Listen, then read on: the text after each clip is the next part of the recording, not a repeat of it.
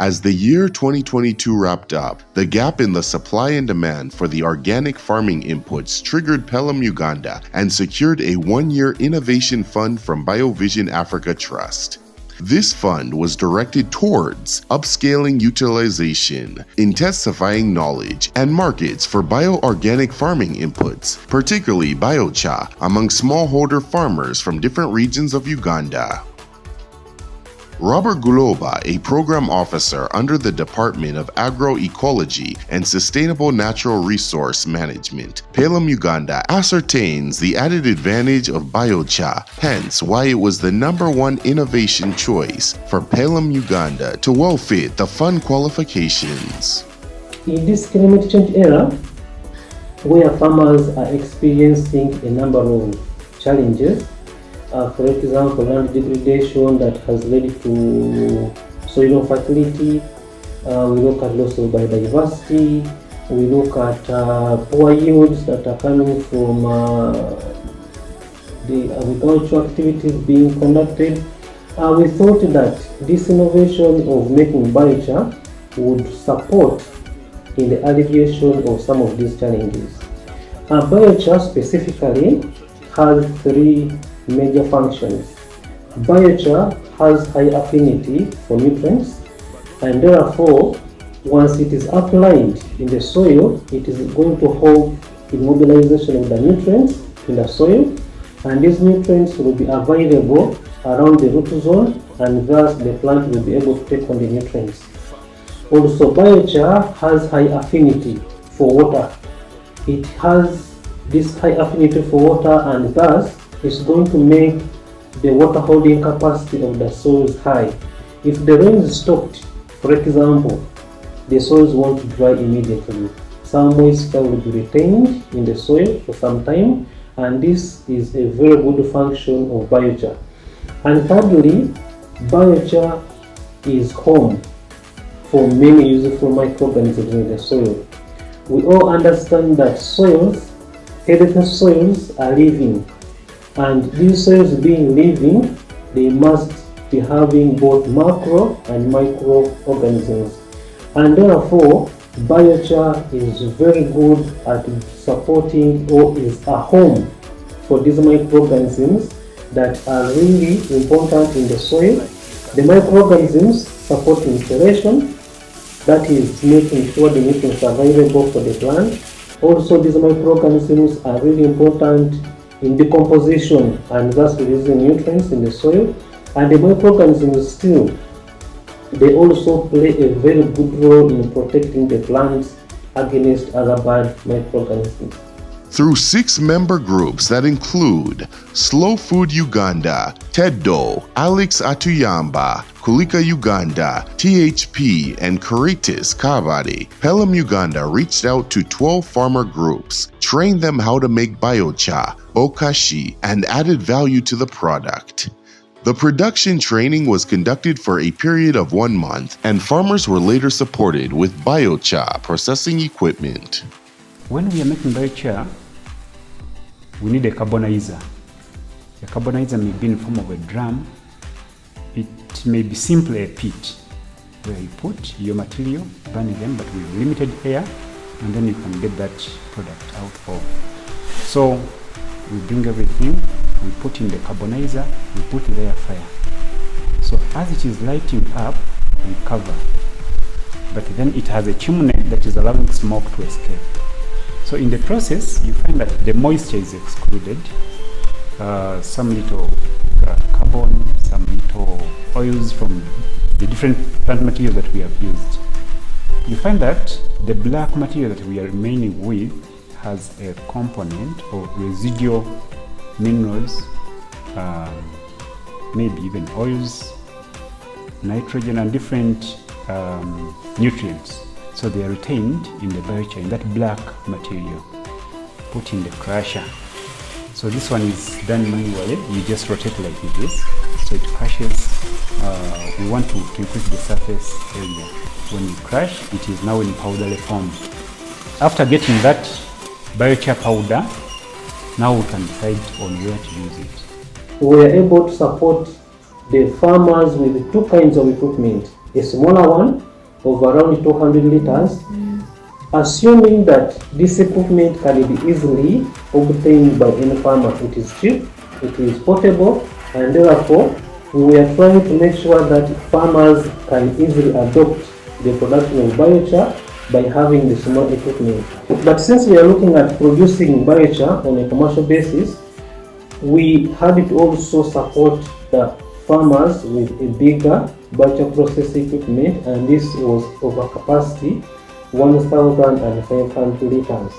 Demonstration plots were established among 24 farmer groups under 6 member organizations in Mukono, Kabadi, Soroti, Ruchiga, and Mitiana, each having 3 demonstration plots, one treated with biochar, the second treated with bokashi, and the other with nothing for the control, to aid as learning reference centers for smallholder farmers in regard to biochar production and application on selected crops, which were maize, beans, Solana musipicis, cabbages, pineapples, tomatoes, and bananas.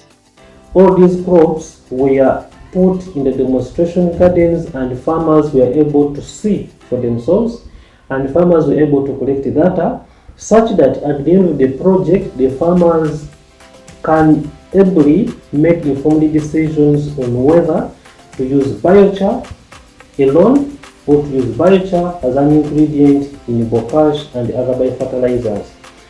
During the project implementation, it was noted that the materials for making biochar could vary with respect to the various communities' regions, and this enabled identification of materials best for producing biochar and those that are better used as mulch. We recommended that for beans, unless if we see incidences of diseases and the pests, it will be best to use them as mulch, because one, we conserve moisture.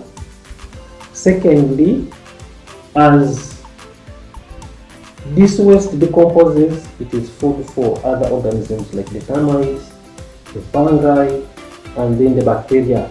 So other than converting it into biochar in a very short period of time, it would be best used as mulch. So we are recommending that when we are doing biochar, unless if we have a lot of leguminous waste, but this leguminous waste would be best used as mulch in the gardens. However, there are also so many materials that cannot be used as mulch, especially the small sticks, the thorny plants, the plants that are very hard to decompose, especially plants with leaves that have the waxy cuticle. These ones would be best for making biochar because the process of decomposition using heat is faster. PELUM Uganda was also able to conduct a participatory comparative study at PELUM Center in Mitiana, looking at the performance of biochar, bokashi as enhancers for soil fertility on maize and pineapples. The comparative study was looking at biochar, was looking at bokash. We have biochar as an ingredient in bokash. We were looking at animal manure, which animal manure is also an ingredient in bokash.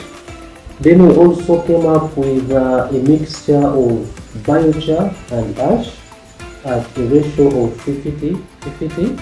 Then we had a control. The parameters that we are taking are the length of the plant, how it is increasing in the height. Then in the first 2 weeks, we measure the leaf on the second node. We take its length and then record that. After another 2 weeks, we got the fourth node. Then after another 2 weeks, we go to the 6th. Beyond the 6th week, the plant, okay, we continue to take the height, but we take the length at the 6th node because it does not add on any other nodes. Otherwise, that's when it tassels, that's when it puts on the comb. So we do that on all. Okay, we have sample crops in each of the plots. When we are planting in our plots, we consider the spacing that people do use in the field. And then we do the seed rate whereby we put 2 seeds per hole, and then we put the soil modifier, either biochar ash, bokash, animal manure. We put in each of the holes. Then the data is collected throughout the growing period. Now at maturity, we record how many combs each plant has of the sample plants, and then after it has dried, we harvest. We take weight of each of the combs from those sample crops, and that will help us to determine which one is working well or better than the other one. The same research was replicated in farmer communities where one common crop, maize, was selected, and farmers tasked to try to do the same research on the different crop. PELUM Uganda conducted the research on tomatoes and maize. Alex Atuyamba, Let's Change My Community, conducted the research on maize, beans, and cabbages. Slow Food conducted the research on maize in Solana Musipisi. Then in Soroti, Teddo conducted the research on maize and eggplants, and this is their testimony. We have a lot of dry season window where we can organize the waste for carbonization. We have a lot of carpenters around here where we can get sawdust. So we have a chance to gather all the materials and be able to carbonize throughout the year. For bokash, the waste is available for using. Secondly, bokash, when you apply it to the plants, it gives you results faster than the other waste, simply because it's a ready fertilizer that is, its soil microbes are already activated to release the nutrients. For example, where we have applied it on the vegetables, the skuma week and the cabbages, we have seen a difference in the size of, for example, the cabbages. For bokash, it is giving a bigger size. On the sukuma week, we have seen the leaf size grow bigger compared to where we have used the other alternative fertilizers. I set up this garden. It's both a method and a result demo, which tells, it speaks, because it's at the roadside and you can see somebody is already stopping. They stop, run. Sometimes they call me. So the early bird come and run. The laggards just look on, but sometimes they will change.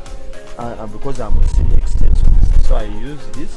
So the forecast inspired me because whenever I used it and the biochar, things came out clearly. We had the other methods of making manure, compost, what, but they were not as effective. I've seen already from the evaluation as it is. Even my family is now convinced, and I've started selling, because I have a small room where I make bokash and biochar. Buli mwezi tukola ttani emu n'ekitundu, naye nga ttani eyo emu n'ekitundu tukola ku nnimiro eziwera. Kisinziira kiki ky'olima, muwendo ki gw'olina, n'osooka oteekamu ebigimuse. Bw'obanga obadde nga ogenda kulima kasooli, angeza ogenda kulima yiika nnamba, osobola okukozesa kilo 3 ebya bokashi n'oba nga osobola okufuna mu bulungi nnyo.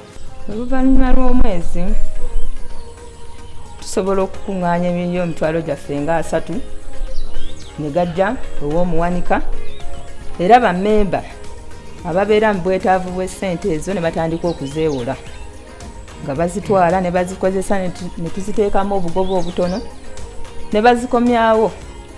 Buena ki irana Apollo e jog it has really enabled my plants to grow very well, and my soils have also improved.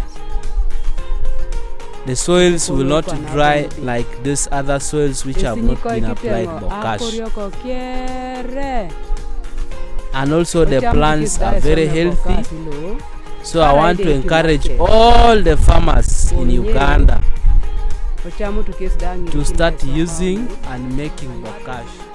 I have jackfruit which has got an opportunity to be applied enough Bokash, and it has started fruiting well compared to the past.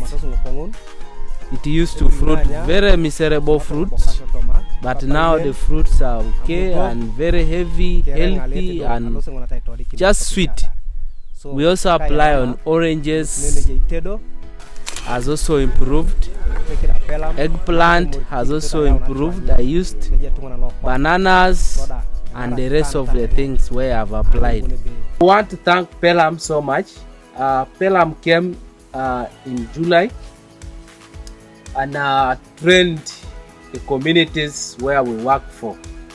Here in Abarlela we have 30 groups, and amidst the 30 groups we selected farmer representatives which are able to attend the training on Bokash and Biochar making, just to supplement and to enhance our efforts on organic production. So what we did that 20 farmers were trained on how to make Bokash and Biochar, and these farmers were selected from these 30 groups. So after being trained, we realized that out of the 20, at least 15 have been able to roll out the different practices that involve making of Bokash and application. We believe that when we roll out these practices to other farmers, other groups, and these practices are adopted well, it will help to increase the sustainability of soil and also ensure environment is protected and people are able to change their lives through production, through agriculture, and also get better income for their household. So I want to appreciate PELUM for coming to this initiative. The project has further indirectly reached 500 farmers, and cumulatively we have been able, together with the farmers, we have produced 30 tons of biofertilizers. During the implementation, farmers have identified a number of lessons that have been learned, especially during the exposure visits and interlearning visits that have been conducted for them. And one of the lessons that stood out was about standardization. Given that Uganda has farmers that have been spread throughout the 12 agroecological zones. Having learned this, PELUM Uganda, together with her smallholder farmers, joined hands to conduct lab analysis and tests to see how traces of NPK can be realized from the different inputs that have been used.